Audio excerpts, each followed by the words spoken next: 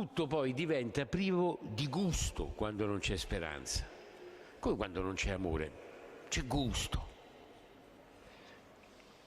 E così ci consegniamo facilmente a qualche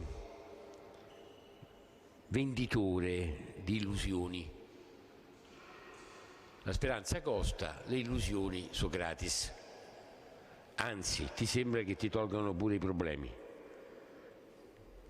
Se ce l'ho, sono a posto. La speranza costa, ci impegna, certo. Ci devi mettere qualcosa. Le illusioni, appunto, le prendi e ce ne sono, di molti, poi diventano dipendenze in molti casi. La speranza invece non delude. Non perché va tutto bene, ripeto, ma perché abbiamo la forza e la speranza che tutto andrà bene e che questo richiede sforzo, richiede impegno.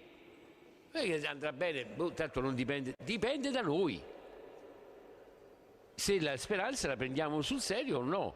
Lui ci prende sul serio. E lui, la speranza, non delude perché è il versetto immediatamente successivo, perché l'amore di Dio è stato riversato nei nostri cuori per mezzo dello Spirito Santo che ci è stato dato. Oh, non si è dimenticato di nessuno di noi, Dice, ma a me mi ha saltato. No, non ha saltato nessuno. Ce l'ha dato, siamo noi che non l'abbiamo preso, che è un po' diverso. Siamo noi, oppure che abbiamo preso appunto qualche illusione che costa poco. Questa è la Pentecoste. L'amore di Dio riversato nei nostri cuori per mezzo dello Spirito Santo, il cuore di ognuno, personale, individuale, e il cuore della comunità. Bellissimo, no? Guardate, Pentecoste è una cosa bellissima, perché ognuno è pieno dello Spirito Santo, ma non è solo.